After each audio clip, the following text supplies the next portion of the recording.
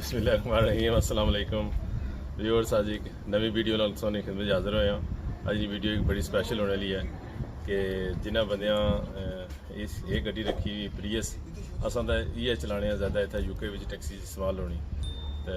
अज इसने बारे च थोड़ी सानूं मालूमात शेयर करसां। दोस्त माड़े उन्होंने गड्डी है तो मिगी फ़ोन करना कि गड्डी बंद होएगी, तो इस कोई समझ नहीं लगनी कि कोई लाइट नहीं इशनी, तो गड्डी बंद ही है। तो वो फिर मैं आया तो चेक की गड्डी, तो कोई समझ नहीं लगा कि लाइटा कोई डैशबोर्ड नहीं, कोई लाइट नहीं सी इशनी, बैटरी भी ठीक सी, सब कुछ ठीक सा, गड्डी खाली लॉक अनलॉक होनी सी, लेकिन और कोई लाइट नहीं सी, समझ नहीं सी लगनी। तो फिर अल्लाह का शुक्र है, तुम्हें पता अजकल दौर यूट्यूब ने आया,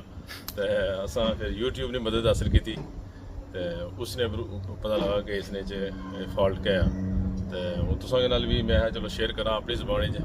अपने बंदे जोड़े न जिन्हें गड्डियाँ रखिया हुई, चलो उन्होंने फायदा हो जासी किसा वेले किसा अगर ये किसी ने हैपन होना तो वो फिर जरा ना इसको फ़ायदा उठाई सकना इस माड़ी वीडियो ने खोलो।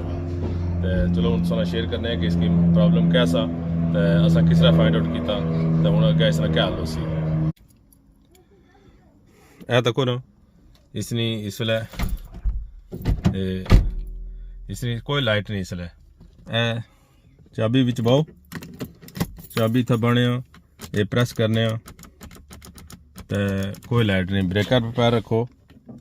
तो फिर प्रेस करने इस बटन की, पावर बटन, कोई रिस्पांस नहीं। तो ये चलें चलें गड्डी जी है ना इस तरह इस कम किया, ये पहले ये कम कदा नहीं होया। तो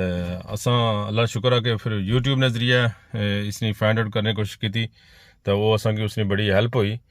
क्योंकि उस यूट्यूब पर जो ना बंदियां ये चीज़ां शेयर कीतियां ही, तो वो फिर इस तरह असल क्या इसने इस तरह ये भी आ निशानी कि इसने स्मैल भी अच्छी नहीं इंजने चो। तो फिर असा की वो मालूमात उसने लभी कि इसने जरा ना कोई फ्यूज़ उसी गया, तो फिर वो असा फ्यूज़ चेक किए, तो वो भी तुसें दसना है। हूँ देखो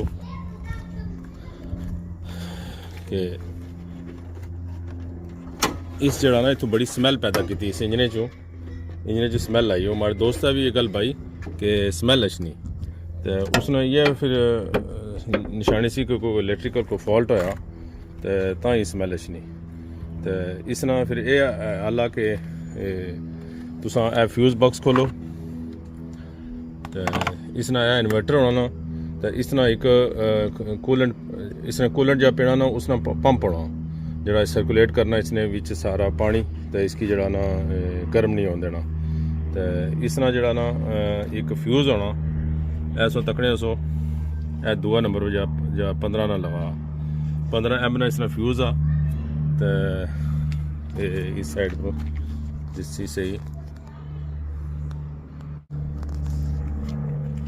15 एम ना फ्यूज़, ये फ्यूज़ अस कड्डी चेक किते ना,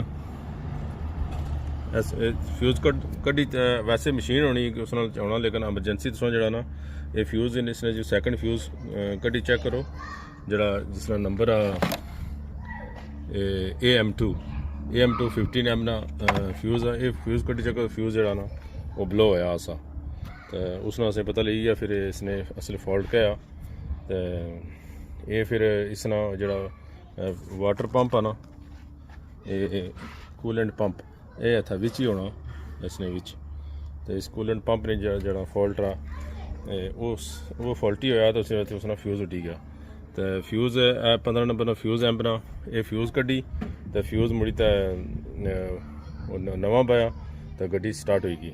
लेकिन वो फॉल्ट पंप ना सारा तो गड्डी ज़्यादा देर नहीं चली, वो फ्यूज़ फिर उठी गया।